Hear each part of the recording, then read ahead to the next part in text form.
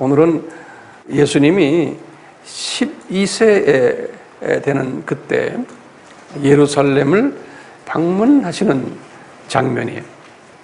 누가복음 2장 41절에서 52절까지의 말씀인데요. 우리 성경을 여시고 한번 그 부분을 같이 한번 봉독했으면 좋겠습니다. 2장 41절부터입니다. 그 부모가 해마다 유월절을 당하면 예루살렘으로 가더니 예수께서 12살 될 때 거기다 줄을 거시겠어요? 12살 될 때 저희가 이 절기의 전례를 쫓아 올라갔다가 그 날들을 마치고, 날들이라고 그래요. 여기 보면 복수로 되어 있어요. 그 날들을 마치고 돌아갈 때 아이 예수는 예루살렘에 머무셨더라.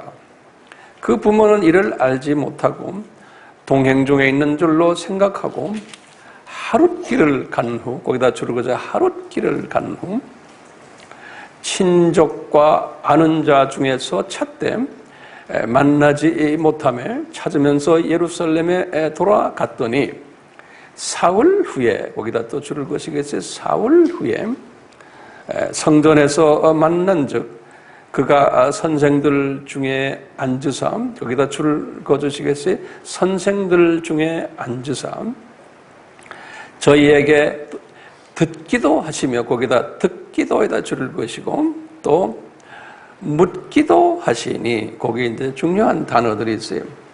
듣기도 하시며 묻기도 하시니 듣는 자가 다 그 지혜와, 거기다 지혜에다 줄을 그으세요.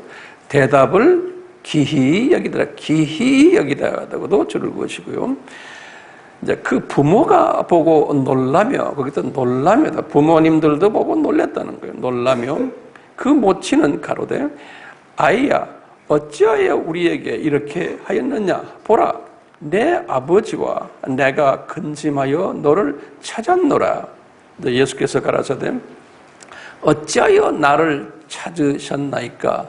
내가 내 아버지 집에다 줄을 그으세요. 내 아버지 집에 있어야 할 줄이란 단어가 그게 뭐냐면 이제 보면 꼭이란 소리예요. 다시 말해 영어로는 그죠. must, I must, I had to, I must 있어야 될 줄을 알지 못하셨나이까 하시니 양친이 그 하신 말씀을 깨닫지 못하더라 줄을 그으시고요.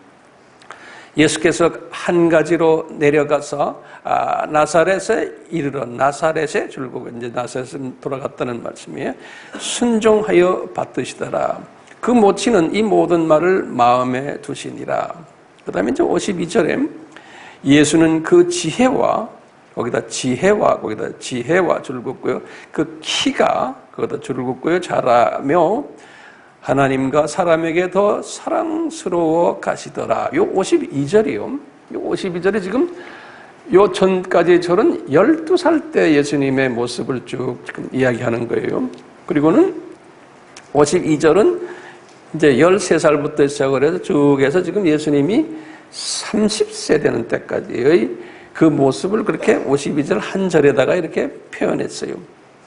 왜냐하면 이제 3장으로 이제 들어가면은 이제 예수님의 30세의 이야기가 시작이 돼요. 3장은 우리 잘 아는 세례 요한이 이제 사역하는, 다시 말하면 예수님이 30세 되는 때.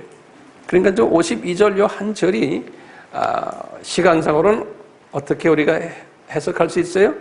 13살부터 한 30세까지 예수님의 그 육혼영 부분의 성장 모습을 그렇게 설명했어요. 우리 지난번에 40절에는 언제부터 언제까지의 성장 모습이 1세부터 12세까지의 성장 모습을 그렇게 한 절에다가 설명해놨죠. 우리 그래서 지난번에 우리 같이 공부했잖아요. 예.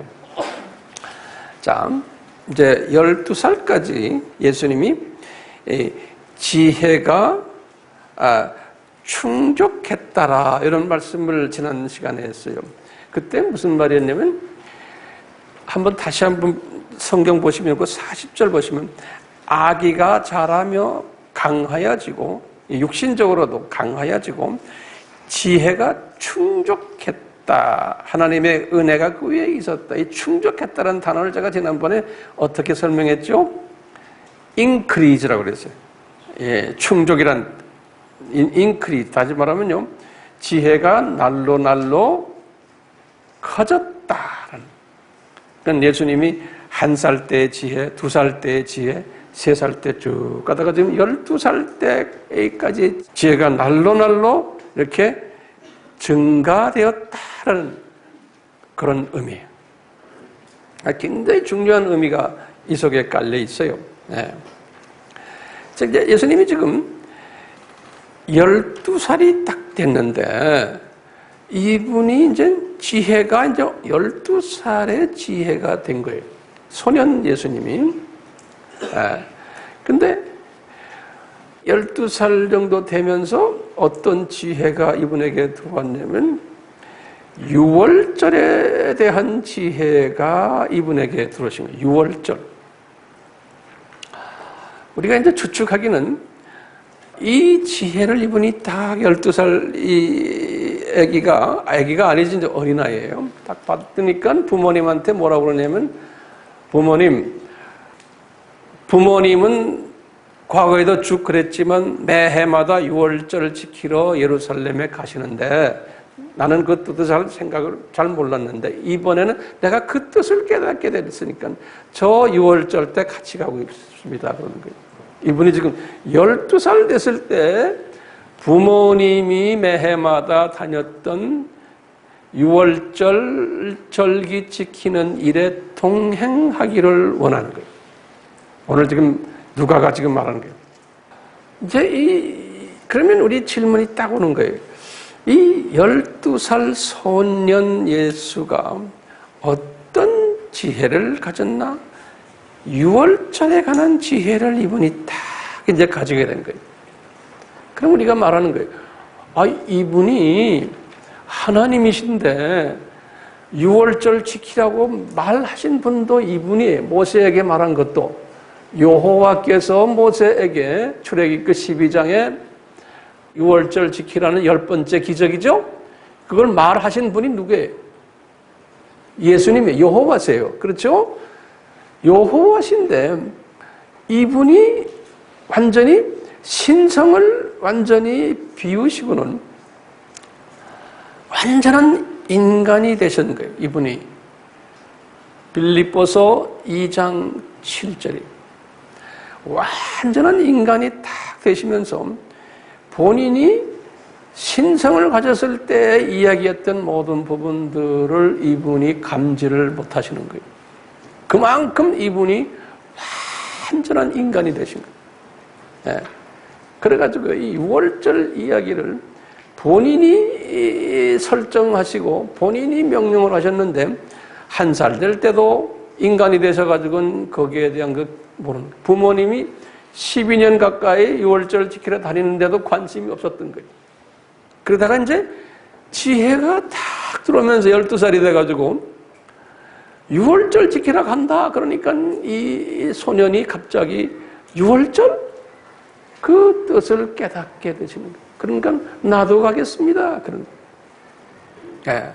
그럼 이분이 그러면 우리 질문에 12살 됐을 때 이분의 지혜가 어느 정도 증가가 됐기에 이 유월절에 관심을 두시나 이거예요.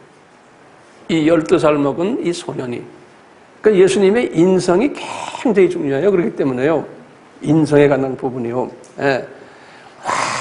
완전히 신성을 비웠다가 이제는 다시 지혜를 찾으신 거예요. 이분이 어떤 유월절에 관한 지혜를 가졌을까? 저는 이렇게 생각하네요. 여러분들 하나하나 좀 적어보세요. 2000년 전에 이분이 자기가 이제 깨닫기 시작하는 거예요. 2000년 전에 아브라함을 만났을 때 아브라함에게 예언했던 것이 생각나는 거예요. 뭐냐? 아브라함아, 네 후손이 장차 400년 동안 이방 나라에 노예가 되고 400년 있다가 나올 거다라는 그 말씀이 딱 이 소년이 기억나는 거예요. 창세기 15장 13절에서 17절. 그렇죠? 그러면서 400년 노예의 예언이 이게 무슨 뜻이었나를 이 소년이 깨닫게 되는 거예요. 그리고는 정확하게 아브라함의 손자 때 이 일이 야곱이 이루어지고 그 증손자 요셉이 애굽으로 팔려가는 사건도 이분이 딱 아하, 이것이 다 이거 나의 계획이었구나. 요셉이 총리 되는 것도 유다 지방에 그 당시에 흉년이 들어간 것도, 그래서 이스라엘의 온 식구 70명이 애굽으로 내려간 것도, 첫 30년 동안 융숭한 대접받은 것도, 그리고는 400년 노예 생활했던 이 모든 일들이 있다가 모세를 불러가지고 이분 스스로가 내가 모세를 불러서 출애굽시킬 때 기적을 10가지 기적을 일으키게 했는데 출애굽 때 첫 9가지 기적 가지고는 바로 왕이 말 안 들었어. 근데 10번째 기적인 이 유월절 기적을 통해서 이 출애굽 사건이 일어났던 것이 쫙 이제 생각이 나는 거예요. 이분한테.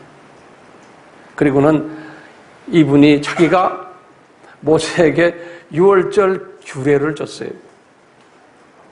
출애굽기 12장 1절에서부터 14절이죠. 어떤 규례를 줬느냐. 모세야, 이제부터 성역 세 달력을 만들어라. 12장 1절에. 이때부터 이스라엘의 새 달력이 시작이 되고, 그 달력에 의해서 1월 10일 날에 어린 양을 취해라. 근데 어린 양은 흠이 없고 1년 된 수컷이다. 이것이 다 이분에게 지혜로서 기억이 나는 거예요. 그리고는 14일까지 간직했다가 1월 10일 날에 취해서 나흘 동안 간직한 7월 14일까지 간직했다가 1월 15일에 죽여라. 그리고는 그 피를 문 인반과 좌우 설주에 뿌려라. 이것이 여호와의 유월절이다. 그런데 이건 영원한 규례다. 이것을 모세에게 출애굽기 12장 1절에서부터 14절까지 쫙 설명한 거예요.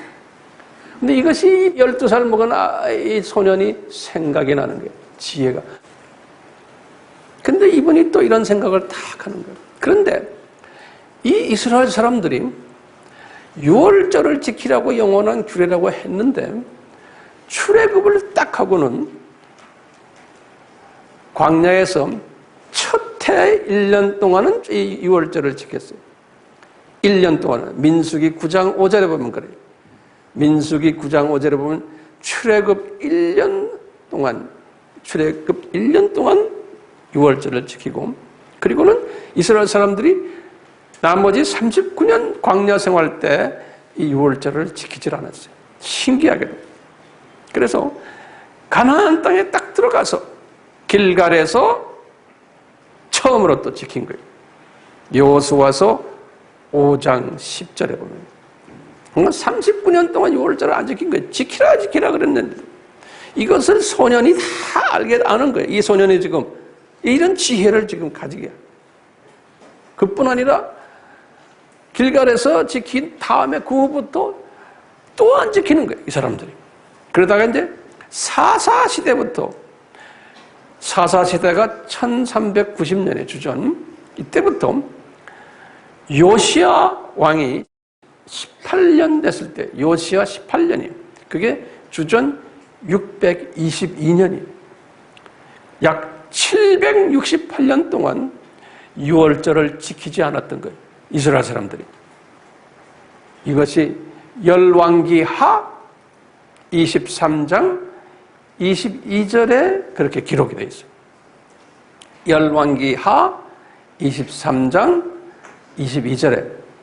그리고는 잠깐 지키다가 또 안 지키고 나중에 약 한 200년이 지나서 에스라 때 444년에 주전 딱 한 번 또 지켰다고 그랬어요. 에스라 6장 19절에. 그러니까 이 구약 역사가요, 이 영원한 규례로 유월절을 지켜라 했는데 이스라엘 사람들이 잘 지키질 않았어요. 근데 이거 무엇을 우리에게 이야기해요? 구약의 이스라엘 사람들은 신약의 누구예요? 크리스찬들이.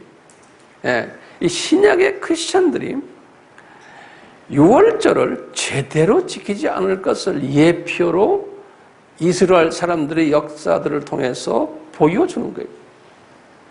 예. 이 유월절 제대로 지키지 않는 것을, 이것을 자체도 안 지키지만 엉터리로 지킬 것을, 그걸 예표로, 그림자로, 모형으로 보여주셨던 거예요. 신약 때 와서요. 자, 예수님이 지금 12살 먹은 예수님이 이 유월절에 대한 지식이 생기고 명철이 생기고 지혜가 생기면서 이 모든 구약의 이 이야기들이 이분에게 와서 닿는 거예요. 닿으면서 이분이 아하, 유월절, 지금 신약에 와서 딱 보니까, 이제 예수님이 딱 보니까 신약 사람들이 자기 세대에 지금 유대인들이 자기가 살고 있었던 12살 때의 유대인 공동체를 보니까 이 유월절을 지키긴 지키는데 지금 보니까 이것이 제대로 지키지 않는 것을 이분이 벌써 다 알았어요. 그래서 이 제대로 지키지 않는 모습을 한번 보시기 위해서 이분이 부모님한테 나 한번 예루살렘에 내려가서 유월절 지키는 걸 실제로 한번 보고 싶다는 거예요. 부모님한테 이제 간청을 해서 이제 같이 내려가는 거예요. 유월절 지키러. 자, 이런 배경이 뒤에 깔려 있는데요. 우리가 이제 평소에 아바 공부를 많이 했기 때문에 제가 이렇게 설명을 해도 다 알아들으시는 것 같아요. 그 공부 안 한 분들은 조금 좀 어려울 수도 있어요. 자, 이 12살이란 이거요. 12살.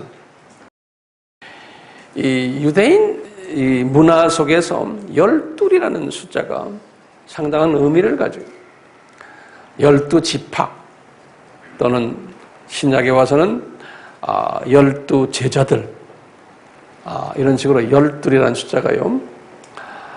이 오늘날도 유대인들은 과거에도 쭉 그랬지만 한 남자나 여자가 12살이 되면 이제는 성인이 된다라고 이분들은 그렇게 문화적인 배경을 가지고 큰 잔치를 해요.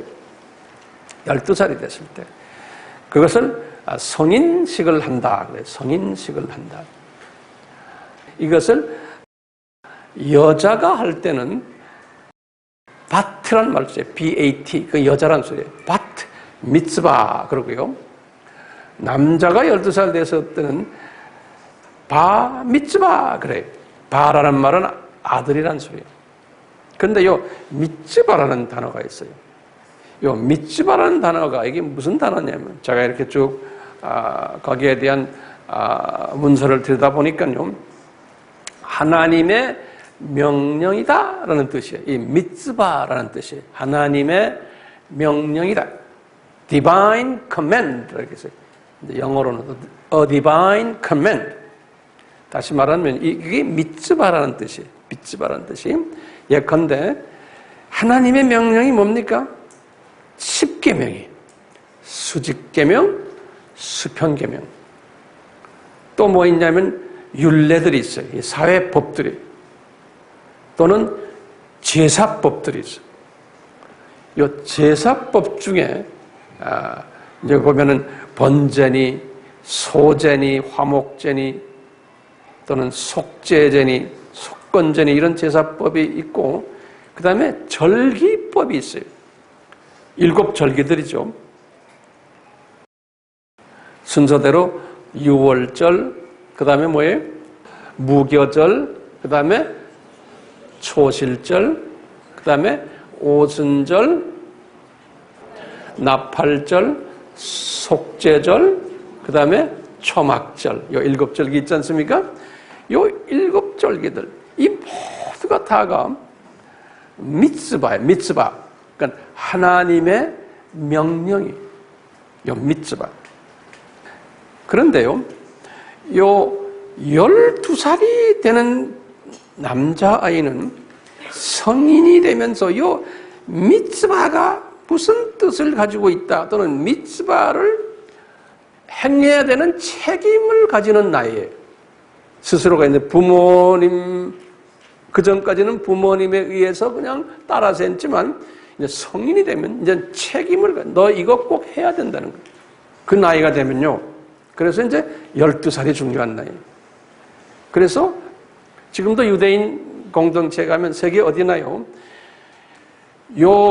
자기 아이들이 요 나이 됐을 때 잔치를, 이것은 이제 뭐라고 그러냐면, 미tz바 잔치라고 그래요. 엄청나게 크게 해요. 뭐 집안의 기둥 다 뽑아요. 네. 우리도 그런 문화가 있어요? 우리는 언제 그래요? 우리는 돌 때 그래요. 돌잔치 크게 하잖아요? 근데 이제 유대인들은 이 밭미tz바 이 잔치가 엄청나요. 그래서 이제 미국이나 이제 카나다나 유대인들이 많이 사는 데 가면 저희 아이들도 이제 유대인들하고 같이 이제 지냈는데 아이들 예를 들어 반에 있는 유대인 아이가 밭미tz바 있다 그러면 전 학교 클래스메이트 다 초청해서 돈 있는 유대인들은 여기 같으면 롯데 호텔 빌려가지고 큰 잔치라고 막 이래요. 지금도 그래요. 유대인들은 이것이 아주 굉장히 중요한 잔치. 예. 근데 지금 예수님이 바예요, 밭이에요. 미tz바에 딱 지금 그 나이가 됐어요. 다시 말하면 이 성세에 있는 모든 이 하나님의 명령들을 지켜야 하는 그 책임 있는 나이가 된 거예요. 이제 어떤 분들은 이런 여담으로 이렇게 물어봐요. 이건 참고로 그냥 알고 계세요. 어린 아이들, 복음을 듣지도 않고 죽은 아이들, 이런 아이들은 죽어서 어디 갑니까? 그 애들은 자기 책임이 없잖아요. 그럴 때 이제 어떤 분들은 이렇게 이 미tz바의 원칙을 가지고 12살 전에 죽은 아이들은 자기 믿음이 아니고 부모의 믿음에 따라서 간다, 이렇게 말하는 사람들도 있어요. 제 말 소화하세요? 네, 그러니까 부모의 믿음에 따라서 결정된다, 이렇게 말하는 분들도 있는데 그 기준이 어디에서 나는지 지금 이 12살의 이 개념 때문에 그래요. 12살 전과 후의 그 책임의 소재를 가지고 이야기할 때 이런 말을 해요. 그러니까 이제 예수님이 미tz바 요 나이가 되면서 지혜가 딱 성인이 되면서 이분이 지혜가 딱 들어왔는데 지금 어떤 지혜를 이분이 지금 받으셨어요? 이 모든 십계명에 관한 지혜, 율례에 관한 법, 제사법, 일곱절기에 관한 지혜. 그러면 지금 오늘 본문은 뭐에 관한 지혜예요? 유월절에 관한 지혜를 이 소년 예수님이 받으신 거예요. 이분이 딱 보니까 저 유월절, 구약의 유월절을 내가 2000년 전에 모세에게 줬는데 1500년 전에 모세에게 줬는데 알고 보니까 그것이 자신에 관한, 예수님이에요. 자신이 장차 이제 십자가에서 죽으심으로 자기의 죽으심에 의해서 하나님의 자녀들이 이제 구원받을 것이라는 하나의 눈높이 교육을 시키기 위해서 이 유월절에 어린 양을 잡고 이런 일들을 준 것이 이것을 눈높이 교육으로 보여주기 위한 하나의 그림자였다는 것을 이 12살 먹은 예수님이 아는 거예요. 이게 모형이었구나, 그림자였구나, 예표였구나. 이 지혜를 이분이 다 가지신 거예요. 그래서 이제 이분이 실제로 이 유월절 제사 모습을 보시기를 원하셨기 때문에 부모님과 같이 내려간 거예요. 부모님과 같이 내려갔는데 지금 딱 보니까요, 예수님이 내려가신 방문 목적과 부모님이 내려가셨던 방문 목적에 차이가 있었던 거예요. 예루살렘으로 지금 6월절 제사를 지내러 내려가는데 거기 보니까 방문 목적에 차이가 있으면 우리가 오늘 본문에서 우리가 짐작할 수 있어요. 이 부모님들의 방문 목적은 뭐였냐면요. 부모님들은 이것은 대대로 유대인들이 유대 종교의 가르침에 의해서 순종해야 하는 종교의식으로 단순히 생각했던 거예요. 그건 종교적 의무감 때문에, 종교적 습관 때문에, 특히 우리 신명기 16장 16절에는 유대인이라면은 요 3대 절기를 꼭 지켜야 된다 그랬어요. 3대 절기, 7절기 중에서 특히 유월절, 오순절, 장막절. 여기 이제 3대 절기라고 그러거든요. 신명기 16장 16절. 유월절, 오순절, 장막절.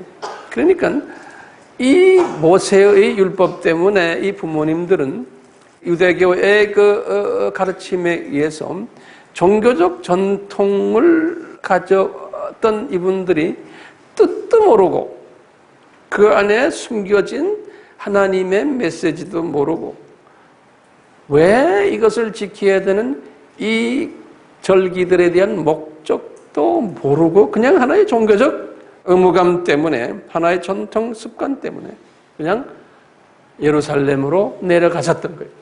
이 부모님들은. 그런데 여기 12세 된 소년 예수님의 방문 목적은 달랐어요. 어떻게 달랐어요? 지혜를 딱 받으면서 아하, 저 제사가, 유월절 제사가 누구에 관한 거라는 거예요? 자신에 관한 것임을 이분은 이미 아셨던 거예요. 그래서 이 유대인 그분들이 드리는 제사, 특히 성전, 이 성전도 자신에 관한 것임을 알았던 거예요. 그래서 나중에 이제 30살 됐을 때 이분이 우리 요한복음 2장에 보면은 뭐라고 써 있어요? 이 성전이 자기의 몸이라는 거예요. 그것도 이분이 지금 12살 때는 여기까지는 구체적으로 잘 몰랐었을 수도 있어요. 근데 30살 됐을 때는 이분이 정확하게 하신 거예요. 이 성전이 자기 몸이야. 자, 이런 다른 목적을 가지고 내려갔던 이 두 그룹, 부모님 그룹과 이제 예수님이에요. 그럼 우리 한번요, 이 방문해서 지내는 방법을 좀 봐요. 예루살렘에 이제 도착을 해서 부모님들이 어떻게 예루살렘에서 생활했고, 예수님은 또 어떤 생활을 했나를 우리 한번 잠깐 볼 필요가 있어요. 이 부모님들은 도착하자마자 뭐 했겠어요? 도착하자마자 이분들은 양이나 염소를 들고 간 게 아니잖아요. 갈 때. 그러니까 뭐지? 현지에서 구입하는 거예요. 그렇죠? 가자마자 염소나 또는 어린 양이나 또는 가난한 사람들은 비둘기까지 이 재물을 구입해야 돼요. 그러니까 구입하려면 제사장들에게 가거나 안 그러면 거기에 시장들이 분명히 있었어요. 예수님 보니까 그리고는 잔돈 바꾸려면 환정장도 거기 있어야 돼요. 방문하고 바빠요. 그냥 지금 이 사람들이 지금 이거 하느라고. 에? 그런데 알다시피 그 방문원 분들이 디아스포라까지 말하면은 이 문서에 보면 약 한 50만 명에서 100만 명 정도 된다고 그랬어요. 굉장한 사람들이 이제 이 절기를 지키러 오잖아요. 그러니까요, 뭐 북새통이었겠죠. 뭐 동대문 시장, 남대문 시장은 저리 가라죠. 이 북새통 속에서 지금 뭐 양 우는 소리, 뭐 염소 우는 소리, 비둘기 깨깨 소리, 뭐 냄새나고 그 뭐 분비물들 말도 못했겠죠. 이 속에서 이 부모님은 지금 정신없이 바쁘게 뛰는 거예요. 네? 그러니까 이분들이 제사는 어디서 드려요? 예루살렘 성전 안에서 드리니까 갔다가 그냥 바치기만 하고 이름만 적어놓고 뭐 그래놓고는 또 그럴 거예요. 응? 성전 안에 들어가지도 못해요. 아마 이러면서 이분들은 지나면서 주로 뭐 하겠어요? 거기 가서 이번 교회에 왜 해외에 나가 있는 우리 친척들도 만나고 또 뭐 고향 사람들 같이 막 내려갔기 때문에 뭐 고향 사람끼리 모여서 빈대떡집에 가서 빈대떡 같이 먹기도 하고 곰탕 먹기도 하고 뭐 우리식으로 하면 말이죠. 뭐 교제 시간. 예? 베들레헴에 예수님이 탄생하시니까 베들레헴에 또 고향 사람들도 있고 하니까 만나서 아이고 반갑다. 얘야 뭐 어쩌고 그냥 이런 사람들이 그냥 그 안에 부글부글 했을 거예요. 예? 디아스포라 출신들, 친척들, 해외에 살던 친척들 만나고. 자, 이것이 부모님들이 그곳에서 지내셨던 모습으로 저는 이렇게 상상을 해보는 거예요. 제 상상이 맞을지 안 맞을지 모르지만 대강은 맞을 것 같아요. 저를 보고 이걸 한번 영화를 만들어라 그러면 저는 이런 식으로 만들 거예요. 근데 이 12살 먹은 소년 예수님은 도착하자마자 그런 모습을 다 봤을 거 아니에요. 보면서 이분은 이미 지혜가 생겼으니까 이거 아니다 분명히. 이분은 이거 아니다 그리고는 부모님한테 물어보지도 않고 그냥 나와가지고 어디로 들어가신 거예요? 예수님이 성전 안으로 들어가신 거예요. 성전 안으로 딱 들어가셔서 그 안에 들어가 보니까 오늘 본문에도 보니까 거기에 선생님들이 그 안에 계신 거예요. 성전 안에. 그러니까 성전 안에 들어가는 분들은 상당히 세력가들이고 그래도 뭐 명함이라도 들고 다니는 사람들 안에 우리 한번 적어보죠. 그 안에 계셨던 분들은 어떤 사람들인가? 율법 선생님들이 우선요. 서기관들이라고 그러죠. 또 제사장들. 그것도 어느 정도 급수가 있는 사람들. 바리새인들도 급수가 있는 사람. 사두개인들, 다 높은 분들. 공회원들, 국회의원들이에요. 이런 분들이 그 안에 그래도 자리 잡고 있잖아요. 이런 분들이 있는 곳에 이 12살 소년 예수님이 들어간 거예요. 그 경비가 그냥 들어가도록 해본 모양이에요. 그 주님께서 하시려면 못할 거 없잖아요? 경비를 뚫고 들어가신 모양이에요, 그 안에. 들어서 딱 지금 부모님들은 바깥에서 지금 이렇게 바쁘게 지내시고 예수님은 성전 안에 딱 들어갔어. 오늘 본문에 보니까 뭐냐면 이 지도자들과 대화를 하셨다. 그런 말씀이 있어요. 예수님이. 그리고는 대화하시면서 그 다음에 내가 어디다 줄 거라고 했어요? 질문도 던지셨다. 그런 말 본문에 있죠. 자, 그러면 성전 안에서 지도자들이 대화하는 거를 예수님이 쫙 들으시는 거예요. 거기 같이 앉아서요. 예? 자, 그러면 한번 상상을 하는 거예요. 이 어른들이 무슨 대화를 할까? 예수님이 무슨 대화를 들으시는가? 이분들의 대화를. 그럼 저는 이렇게 상상하는 거예요. 이 분들이 지금 이런 대화를 할게 거기에 제일 높은 분들 이런 사람 여보시오 이번 6월절 우리 성공적으로 치르는 것 같다. 이분들이 지금 대화 내용이에요. 예? 아무개 이번에 양 몇 마리 바쳤니? 글쎄 너 장부 열극해서 염소 몇 마리냐? 비둘기는 참 이번에 참석한 사람들이 몇 명이냐? 그럼 아이고 말도 못해요. 에? 어느 나라에서 왔니? 아이고 한 20개 30개 나라 같아요. 지네끼리 말하는 거 보면요. 뭐 우리 이상한 소리들 뭐 그런 액센트로 뭐 각 나라 말 합니다. 에? 그러면서 니네들 수입 얼마 잡았니? 물어보는 거예요. 에? 이번 이 일로 해서 너희들 수입 얼마 잡았냐? 지금 양 팔고 염소 팔고 또 커미션 받고 뭐하고 뭐 에? 비둘기는 얼마 남지 않지만 수입 얼마 잡았니? 에? 이런 이야기 분명히 왔다 갔다 예수님이 딱 쳐다 12살 먹었는데 젊은 소년이 딱 쳐다보는 거예요.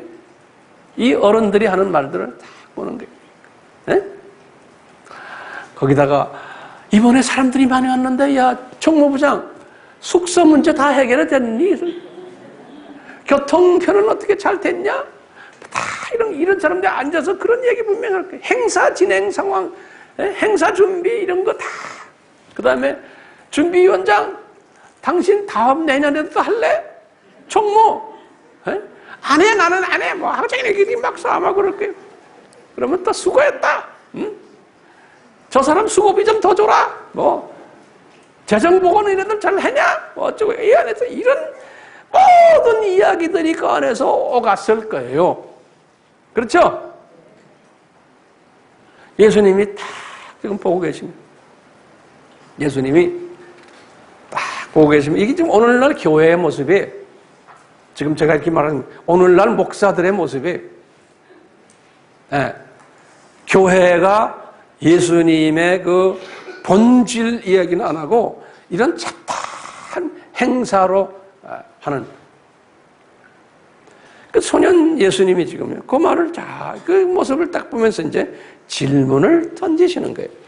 예수님이 그분들에게 어떤 질문을 던지실까? 제가 그 장면 속으로 한번 들어가 봤어요. 그 장면 속으로 딱 들어보니까요. 이 소년이 이래서 선생님들, 당신들은 왜 모세의 율법대로 유월절 제사를 안 드립니까? 한번 물어볼게요. 분명히. 우리 부모님들도 여기 같이 오셨지만 그분들도 이 모세 율법대로 제사 안 지내요. 모세 율법은 왜? 출애굽기 12장 1절에서부터 14절이에요. 왜냐?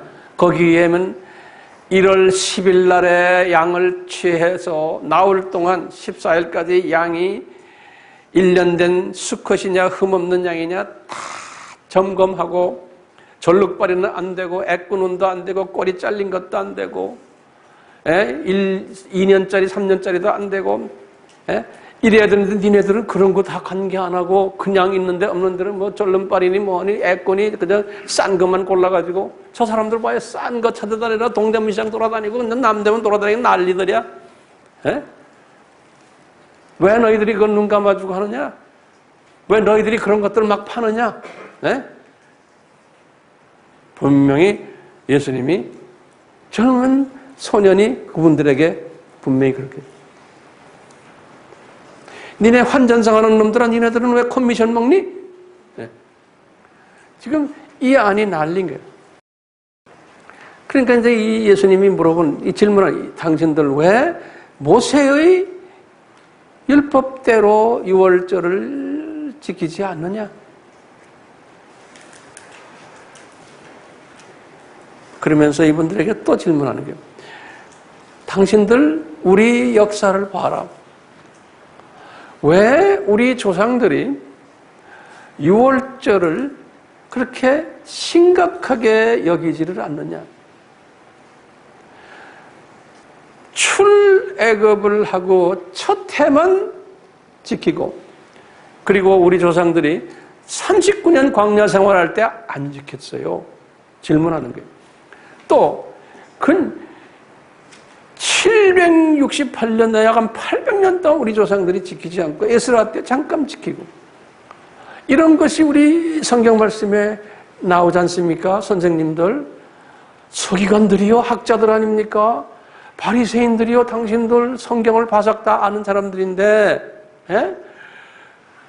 왜 이 사람들이 이런 우리 조상들이 유월절을 지금 유월절 지키라고 하는데 현재도 지금 이렇지만 과거에도 잘 안 지켜왔습니다. 왜 그럽니까? 하고 질문을 지금 이 소년이 드리는 거예요. 이 지도자들에게 질문. 그 다음에 세 번째 질문, 이런 질문 드리는 거예요. 선생님들, 도대체 유월절의 목적이 뭡니까? 왜 여호와께서 모세에게 유월절을 지키라고 그러고 그 의미는 뭡니까? 이것도 질문하는 거예요. 또 이런 질문을 할게요. 왜 유월절 때 기적을 10번 했는데 처음 9번째 기적 가지고는 바로 왕이 껍적도 안 합니까? 그런데 10번째 유월절 기적에 바로 왕이 손을 들었습니다. 왜 그렇습니까? 이런 질문을 예수님이 지금 지혜가 생겨서 하시는 거예요. 이렇게 지금 대화를 이분들과 함께 제가 계산해 보니까 며칠 동안 성전 안에서 예수님이 하신지 아세요? 네? 제가 계산해 보니까 예수님이 이 안에서 10일 동안 이분들과 이런 대화를 하셨어요. 10일 동안. 이 10이라는 숫자 뭐예요? 이게 완전 숫자예요. 완전 숫자예요. 한번 제가 날짜를 드릴게요. 한번 적어보세요. 1월 15일이 6월절이에요. 그 1월 15일에 6월절이라면 이분이 그날 이미 성전 안에 들어가신 거예요. 그렇죠? 1월 15일에. 근데 6월절은 그 다음에 계속해서 지켜야 돼. 6월절은 그 다음날 1월 16일이 무슨 절이에요? 무교절도 다 6월절 행사에 포함되어 있어요. 17일은 초실절이에요. 요 3일이 6월절 행사에 다 포함되어 있는 거예요. 예. 자, 이제, 그러니까 6월절이 언제 끝나요? 17일 날 끝났어요. 그러니까 내가 알기로는 18일 날, 이제 6월절 다 끝냈으니까 이제 부모님들이 예루살렘을 떠났을 거예요. 18일 날. 그래가지고 19일 날 다 됐을 때 아기가 아들이 없는 걸 발견한 거예요. 이놈 어디 갔지? 19일에. 그러니까 그때 지금 예수님이 어디 계세요? 아직도 성전 안에 계신 거예요. 예? 그래가지고 하루길 가다가 아기 잊어버린 걸 발견했으니까 하루 걸려요. 그래서 하루 걸려서 20일 날에 예루살렘으로 귀환한 거예요. 20일 날. 그럴 때도 예수님이 어떻게 됐어요? 성전 안에 계신 거예요. 그러니까 21일 날에 예루살렘에 도착했다고 우리가 이제 가정하는 거예요. 그래서 이제 찾으니까 며칠을 찾았어요? 네? 3일 동안 찾았다고 그랬어요. 그러니까 22일, 23일, 24일까지 예수님을 찾다가 만난 거예요. 그러니까 예수님이 그 당시까지 어디 계신 거예요? 네? 예루살렘 성전 안에서 이 지도자들과 이 지도자들의 말씀을 들으며 또 뭐 했어요? 이런 질문을 던지면서 오락가고 한 거예요. 그렇기 때문에 이분들이 이 소년의 그 지혜를 보고 다 놀랬다 그랬어요. 저 젊은 아이가 어떻게 구약을 파악하게 알지? 어떻게 6월절에 대해서 이렇게 자상하게 알지? 그런데요, 신기한 게 이 부모님들은 이 예수님의 부모님들이에요. 이 부모님들은 왜 몰랐을까요? 딴 유대인들은 상관할 거 없어요. 특히 요셉과 마리아예요. 이 사람들은 왜 이 6월절이 예수님과 관계됨을 몰랐을까?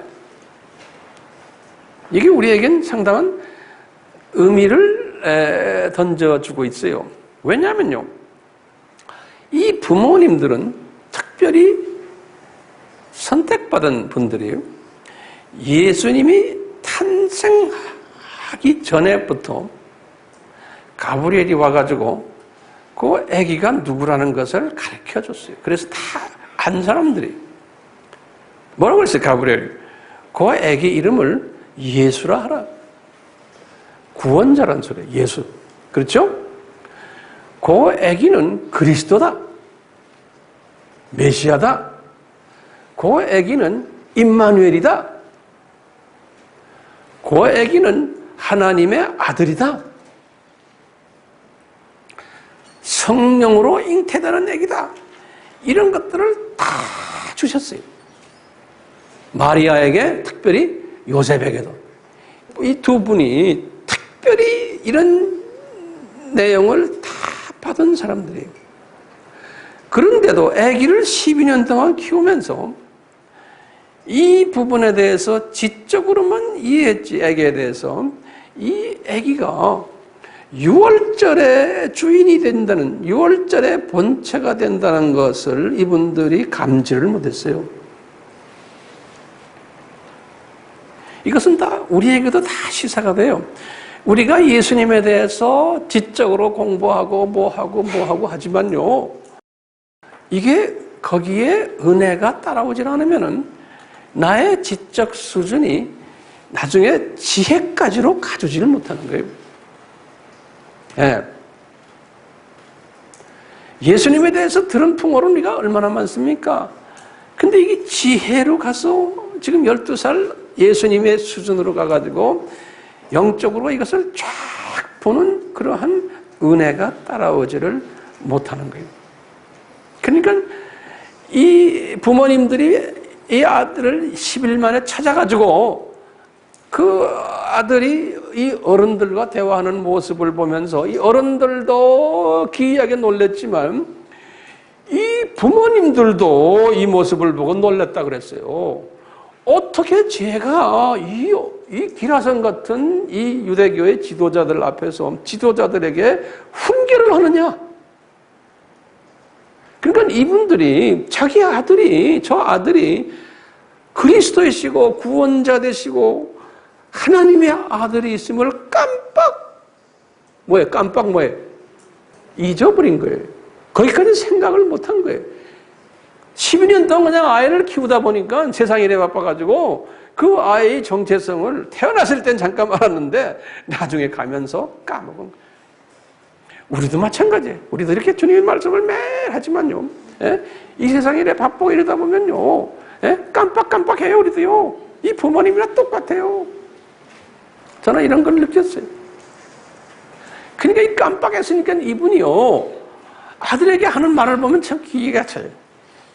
특히 그 어머니가, 예? 그러는 게, 아이야, 어쩌여 우리에게 이렇게 하느냐, 너, 보라, 네 아버지와 내가 얼마나 근심하면 너를 찾은지 아느냐? 이렇게 막 말하는 거예요. 그러니까 이 깜빡했다는 표현이에요. 그렇죠? 이 6월절의 주체가 이 자기 아들이라는 걸 모르는 거예요, 이 사람들이. 예.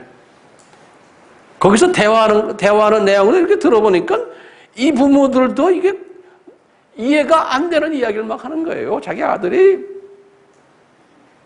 그러니까 놀랐다는 거예요. 그러니까 예수님이 거기다 대고 부모님들이 그러는 거예요. 어쩌여 나를 찾습니까? 예수님이 딱 이 차원을 높이시는 거예요. 내가 내 아버지 집에 있어야 될 줄을 알지 못하셨습니까? 라고 막 덤벼드니까 이게 차원을 높이는 거예요. 이분들이 이걸 좋아합니까? 예? 예수님이 딱 뭐라고 그러냐면 이 성전, 이게 내 아버지 집이라는 거예요. 그러면 뭐예요? 예수님이 분명히 그랬죠? 30세 돼서 이 성전 내 몸이라 그랬어요, 예수님이. 근데 지금 여기에서 이게 내 아버지 집이라는 거예요, 성전이. 왜냐? 이 예루살렘 성전 안에는 법궤가 있어요. 법궤 안에는 성령님도 계시고 성자님도 계시고 성부님도 계세요, 법궤. 그래서 그 법궤 안에 뭐 있어요? 이 세 부분이 있죠? 첫째 뭐예요? 돌판. 예? 그건 성부님이에요. 그 다음에 뭐 있어요? 아론의 지팡이. 뭐예요, 그거는? 성령님이에요. 만나. 누구예요? 예수님이에요. 요 성전 안에 삼위 하나님이 계셨던 거예요. 그러니까 예수님이 이 성전이 아버지의 집이고 이게 또 내 집이라는 거예요. 그 말은 다시 말하면요. 예? 그러니까 내가 내 집에 있는데 뭐 말이 많습니까? 이런 말씀이랑 똑같은 거예요. 근데 이 부모님들이 소화 못했죠? 오늘 본문에 보면 이 양친이 그 하신 말씀을 깨닫지 못하니라 그랬어요. 그리고는 이 사건이 이제 정리가 되면서 이제 나사렛으로 귀환하는 이야기. 근데 이제 누가가 그랬어요. 마리아가 이 모든 말을 마음에 두었더라 그랬어요. 마리아가. 2장 51절에 보니까 마리아가, 요셉은 아니지만 마리아가 이 예수님의 말씀을 마음에 두었다는 것은 마리아가 약간 깨달았다라고 우리가 볼 수 있죠. 마리아는. 그게 요셉과 급수가 다른 분이죠. 근데 마리아가요, 예수님이 30세 됐을 때, 공생애를 시작할 때, 이제는 어느 정도 마리아도 이 지적으로 명철이 생기고 지혜도 생기고 해서 이 아들을 공생애를 하도록 이렇게 놓을 수가 있었어요. 이 30이라는 요 숫자예요. 요 30이라는 요 숫자는요, 이 성서에 보면요, 이 제사장이 되려면 또 성전 안에서 제물을 드리는 예배자가 되려면 30살이 되어야 된다는 성경의 요구사항이 있어요. 민수기 4장 43절에. 요 요구사항은 여호와인 예수님이 가르쳐 준 거거든요. 그러니까 이분도 똑같이 이제는 자기가 30살까지 돼야 돼요. 이제는 대제사장이 되려면, 다시 말하면 이제는 예수님을 대제사장이라고 그랬거든요. 우리 히브리서 8장 1절에. 근데 실제로 공식적으로 제사장 역할을 하려면 30세가 돼야 된다. 이 말은 뭐냐면요, 예수님도 지식과 명철과 지혜가 계속해서 자라나야 되는 거예요. 30세까지. 그래야지만 이제는 제대로 구약의 내용들이 명확해지고 예수님이 자기가 가는 거구나 라는 걸 명확해지는 그 나이가 한 30세 정도까지가 아닌가라고 보는 거예요. 그러니까 완전히 신성을 비웠다가 인성이 되셔가지고 이제부터는 뭐가 필요하냐면 지식이 필요한 거예요. 자기가 세다 배놓은 거지만 과거에 완전한 인간이 되셨기 때문에 그것을 다시 지식화하고 명철로하고 지혜하는데 이분에게도 약 한 30년이 필요했던 거예요. 제가 이제 결론적인 말씀을 좀 드릴게요. 우리 잠언 1장 7절에요. 우리 지난 시간에 했어요. 지식의 근본이 뭐라고 그랬어요? 여호와를 경외하는 거다 그랬어요. 그 다음에 이제 시편 111편 10절에 똑같이 여기서는 지혜의 근본이, 지식이 아니에요. 지혜의 근본이 여호와를 경외하는 거라는 거예요. 자, 그러면 이제 우리 질문이 있어요. 여호와를 경외한다. Fear of the Lord. 그렇죠. 이 여호와를 경외한다는 뜻이 무언가? 이거 우리가 짚고 넘어갈 필요가 있는 거예요. 여호와를 경외한다. 이게 무슨 뜻이에요? 이 말씀을 좀 잘 들어주시게요. 여호와를 경외한다는 뜻은 이렇게 여러분들이 소화하시길 바라요. 이 여호와가 누구예요? 예수님의, 그렇죠? 그렇죠? 그 다음에 경외한다는 뜻이 뭐예요? 영어로는 fear라고 그랬어요. 그러니까 무섭다는 소리 아니에요. 이분을 내가 높이 존경하면서 이분을 어렵게 생각하는 거예요. 경외한다. 존경하면서 감사하면서 어렵게 생각하는 거예요. 예. 그러니까 이분에게 우리가 감사를 드려야 돼요. 경외한다는 뜻이요. 그러면서 존경해야 돼요. 그러니까 그러면 이분이 뭘 하는 것 때문에, 이분이 뭐 하는 것 때문에 우리가 그분을 경외해야 돼요? 여호와를, 예수님을. 이제 그 말씀 잘 들으세요. 이게 정돈이 돼야 돼요. 우리가 지금요. 이 뭐냐? 창세전에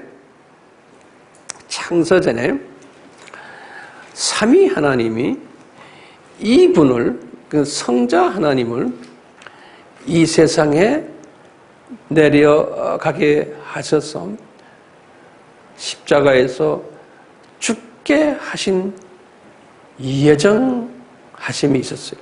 창세전에. 고린도전서 2장 7절, 로마서 16장 25절에서 26절, 베드로전서 1장 19절에서 20절, 디모데후서 1장 9절이에요. 이 창세전에 예수님의 십자가 사건을 예정하셨어요. 그 예정하신 이유는 뭔가? 목적은 뭔가? 장차 창조될 하나님의 자녀들에게 창조의 목적을 교육시키기 위해서인 거예요.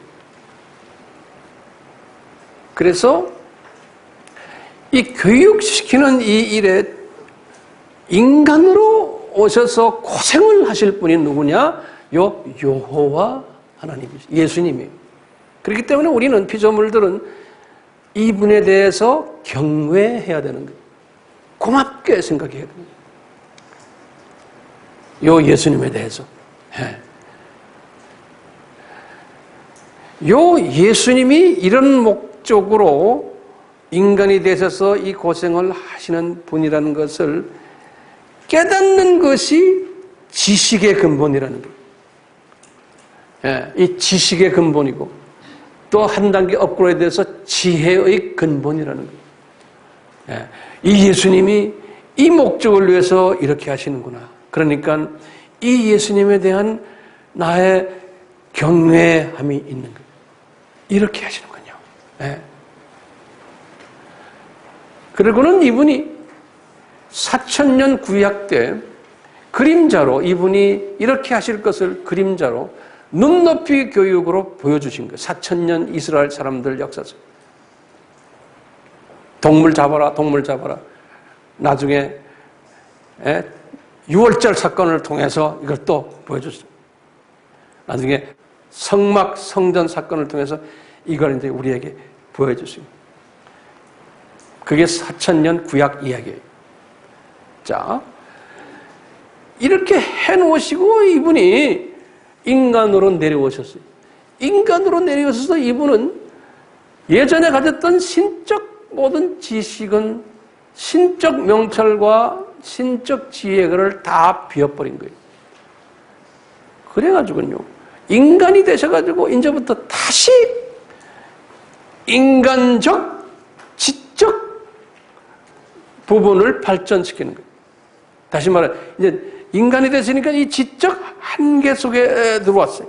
그렇기 때문에 이제 한 살부터 시작을 해서 이 지식의 근본, 지혜의 근본을 한 살부터 시작을 해서 이제 점차적으로 조금씩 이제 이것을 가지는 지적 발전이 필요한 거예요. 명철이 필요한 거예요. 지혜가 필요한 거예요. 이분이 또 엄청난 인간이 되셨다는 것은요, 엄청난 이분이 속된 말로 하면 손해보신 거예요. 우리를 위해서. 그래가지고 우리의 모습 그대로 한 살 때는 한 살 때의 그 수준으로 요 뜻을 기억하시고 쭉 하시다가 나중에 12살이 딱 됐을 때 이 지혜가 충족해지면서 6월절에 관한 이 뜻을 어느 정도 깨닫게 되시고 구약에서 자기가 말했던 이 내용을 스스로가 이제 깨닫게 되시고 창세전에 왜 이렇게 했던 거 이거 깨닫게 되시고 하면서 지식이 이제 생기는 거예요. 명철이 생기고 지혜가 이렇게 생기는 거예요. 그렇기 때문에요, 이제 12살 됐을 때 힘이 하나마 6월절의 주체가, 본체가 자기임을 힘이 하나마 이제 아시게 된 거예요. 나중에 또 구체적으로 이제 30살 됐을 때, 33살 됐을 때는 완전히 아시게 된 거예요. 자, 그렇기 때문에요, 이제 제가 결론적인 말씀이 굉장히 깊은 말씀이에요. 이 예수님이 인간이 되셔가지고 우리 하나님의 자녀된 우리는 육신을 가진 인간이에요. 지한을 가진 인간이에요. 이 인간의 모습을 본인이 직접 체휼하신 거예요. 우리 성세분 그렇죠? 체휼하셨어요. 이분이. 그러니까 이분이 우리의 연약함을, 피조물의 연약함을, 한시적인 존재임을, 피조물의 그 한계가 있음을 직접 체험을 하셨어요. 이분이. 그뿐 아니라 두 번째는요, 이분이 뭘 또 체험을 하셨냐면, 피조물은 지식과 명철과 지혜가 날로 발전될 가능성이 있다는 것을, 발전돼야만 한다는 것을 이분이 치유를 했어요. 또 다른 말로 표현하면요, 나이 들수록, 나이가 들어가면서 경험을 하면서 교육을 받으면서 이 지적 수준, 명철 수준, 지혜 수준이 성장한다는 것을 이분이 치유를 하셨습니다. 본인이 그것을 경험을 하고 계셨어요. 그렇기 때문에요. 그렇기 때문에 이제 이 부분이 굉장히 중요해요. 예수님도 어느 정도의 그 수준까지 가시기 위해서 예수님은 단계적으로 과정을 경험하셨어요. 그러니까 이 과정이 굉장히 중요한 거예요. 이 과정을 뛰어넘으면 안 돼요. 이분도 모든 이 과정 속에서 완전한 인간의 모습이 되셔가지고 이걸 체험했어요. 그러니까 지적으로 어느 정도의 위치에 있으려면 그 교육받고 과정을 경험해야 돼요. 명철도 마찬가지고 지혜도. 그렇기 때문에 이 성장을 하는 과정이 중요한 거예요. 이 과정을 무시하면 안 돼요. 예수님이 이것을 체험을 하셨기 때문에 예수님이 지금 우리 기독교인들에게도 자기가 경험했던 것을 그대로 적용을 하세요. 예수님을 만난 사람들이 하루아침에 지혜자가 되는 게 아니잖아요. 예수님이 다 아시는 거예요. 그러니까 우리 크리스천들도 이 영적 성장 과정이 필요한 거예요. 근데 신기한 건 어떤 사람은 아무리 시간이 많이 가도 이 과정을 거치지 않고 한 과정에서 머무르는 사람들도 있어요. 이건 은혜 차원인데요. 그러니까 같은 하나님의 자녀인데 바울이 그랬어요. 이 은사의 분량이 다르다는 거예요. 은사란 건 지식, 명철, 지혜, 믿음, 이 다 은사들 아닙니까? 은사의 분량이 다르다는 거예요. 그 다음에 하나님의 자녀들인데 그 말은 뭐냐면 은사를 가지기 위해서 그 과정이 다르다는 거예요. 또 어떤 사람은 믿음의 분량이 다르다 그랬어요. 우리 사람마다 다 하나님의 자녀들인데 어떤 사람은 바울같이 단시일 내에 그렇지만 믿음의 분량의 스케줄에 따라서 믿음이 자라는 거예요. 어떤 사람은 평생 그 믿음, 어린아이 믿음으로 하다가 주님 안에 가는 사람이 있냐면 어떤 사람은 속도가 빠른 사람도 있고 어떤 사람은 중간 정도 가다가 주님한테 가는 사람도 있고 그건 주님의 은혜 안에서 주님의 주권이. 그렇지만 모든 사람은 다 뭐가 있어요? 과정이 있다는 거예요. 성장 과정이. 자, 그렇기 때문에요. 이것을 우리가 깨달으면요. 이제 우리 주변에 하나님의 자녀들을 딱 볼 때 어떻게 보냐. 저 사람은 믿음의 지금 어느 과정에 있구나. 저 사람은 믿음의 과정 하다가 지금 딱 스탑이 됐구나. 저 사람은 계속 성장하는구나. 이런 것은 이제 볼 줄 아는 영적 분별력이 생기는 거예요.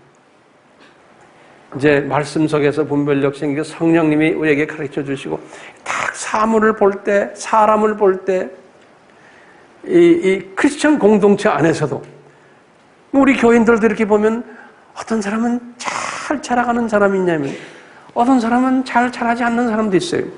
어떤 사람은 거꾸로 자라는 사람도 있어요. 네? 어떤 사람은 어느 정도 가다가 교만이 들어가고 딴소리 하는 사람도 있어요. 자, 근데 이게 은혜인데요. 이게 자라나는 걸, 자라난다는 전제 조건을 이렇게 딱 보면서, 그러니까요. 모든 사람을 있는 그 자리에서 그대로 내가 수용할 수가 있는 거예요. 저 사람은 이 과정 속에 지금 있구나. 이 사람은 지금 스탑이 됐구나. 이 사람은 지금 빠꾸하는구나. 이런 걸 내가 이렇게 보면서요. 있는 그대로를 내가 안아주고 수용할 수 있는 능력이 생기는 거예요. 그러니까 우리가 사람 볼 때 이 사람이 이런 모든 사람을 그냥 있는 그대로 안아주고 사랑해주고 용서해주고 이렇게 자비를 베풀어주고 이런 걸 보면 저분은 상당히 단수가 높은 분이시구나 우리가 알 수가 있는 거예요. 알겠어요? 근데 단수가 높지 않은 사람은 어떻게 해요? 보이는 사실 그걸 가지고 남을 비평하고 깎아내리고 얼굴에 화를 내고 앙앙앙거리고 그러면 단수가 뭐예요? 낮은 분이시구나. 이렇게 볼 수 있어요, 없어요? 네? 모든 사람은 주 안에서 잘하는 것이라는 것을 잊지 말아주시기 바랍니다. 예수님도 인간이 되셔가지고 자라나는 경험을 이분이 하시면서 가진 거예요. 아직도 완전히, 지금 오늘 본문까지 가면 지금 12살까지예요.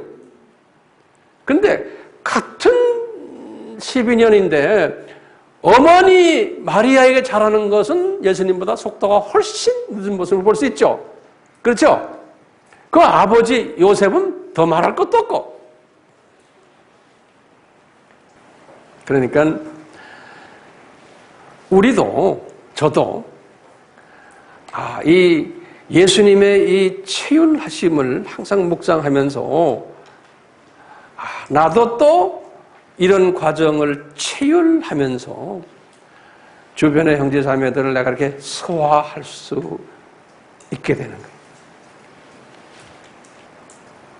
오늘 본문에서 예수님이 지금 12살까지의 그분의 그 체휼하심, 그분의 그 지적 한계성을 어느 정도 극복하시고는 이 6월절에 요 숨겨놓은 본인이 설정하신 6월절을 인간의 지적 한계점을 가지고서 어느 정도 발전시켜 놓은 다음에 딱 보니까 6월절의 의미를 이분이 깨닫게 되니까 6월절을 지키러 예루살렘에 내려갔는데 부모님과 이분과 6월절을 보는 시각의 차이가 있는 거예요. 그리고 벌써 지혜가 딱 들어와서 그 지도자들을 딱 보고는 그분들의 부족한 부분을 지적하고 그분들에게 질문도 던지고 가르칠 수 있는 능력이 있었던 거예요. 그러니까 이분들이 그 12살짜리 아들을 보고 놀라는 거예요. 어떻게 이런 지혜가 이 소년에게 있는가? 오늘 이 말씀 어렵지 않으세요? 내 생각에는 이거 어려우면 안 돼요. 우리는 지금 딴 거 다 잊어버리시고 뭘 하셔야 돼? 모든 사람은 주 안에서 은사의 크기가 다르구나. 믿음의 분량이 다르구나. 그러니까 있는 그대로 내가 그냥 안아주면서 그분의 있는 모습 그대로를 안아주면서 가는 지혜자. 이런 지혜자가 되시기를 매일 간구하시길 바라요. 저도 그런 사람 되기를 항상 간구해요. 그러니까 이제 우리가 분별력은 뭐냐? 이런 지혜가 없는 사람은 이 기독교 공동체 안에서 하나님의 자녀들 안에서 항상 이렇게 가시 노릇을 해요. 가시란 말 아세요? 톡톡 사람을 쏘는 짓을 해요. 왜? 자기하고 다르다고. 예. 그리고 어떤 사람들은 남을 정죄하고 교만해서 그런 거예요. 그런 일들 이제 있으면 안 되겠죠? 예. 주님, 우리가 이런 성숙한 사람 되기를 간구합니다. 네. 같이 기도합시다. 예수님은 창조주 되시며 만유의 주가 되시고 만유를 지배하시는 엄청난 크신 위대하신 하나님이신데 창세전에 인간으로 내려오셔서 인간의 그 한시적인 한계적인 차원을 경험케 하시면서 지적 명철 지혜적 수준을 인간 수준에까지 내리시고는 그것을 다시 회복하는 과정 속에서 시간이 필요하고 단계가 필요하심을 직접 체휼하시고 우리에게 첫 12년 동안 어떻게 사셨나를 가르쳐 주셨습니다. 우리가 예수님을 닮아간다는 것은 많은 부분에서 배우는 것이지만 이번 이 예수님의 12년의 삶을 통해서도 우리가 주님을 배울 것이 많음을 배웠습니다. 간구하기는 예수님, 우리가 예수님의 이 과정 속에서 성장하시는 이 모습을 우리 삶 속에 대입시키시고 내 스스로가 이 과정 속에서 성장하기를 소원하며 주변의 모든 내 사랑하는 형제 자매들도 이 과정 속에 있다는 것을 인정하고 있는 그대로를 내가 수용하고 안아주고 격려해주고 자비를 베푸는 지혜자가 되도록 우리 모두에게 이 은혜를 베풀어 주시옵소서. 예수님의 이름으로 기도드리옵나이다. 아멘. 지금 이 시간은 예수 그리스도의 무한하신 은혜와 하나님 아버지의 극진하신 사랑하심과 성령님의 끊임없이 가르쳐 주심과 깨닫게 하심과 순종케 하심이 우리에게 항상 있기를 축원하옵나이다. 아멘.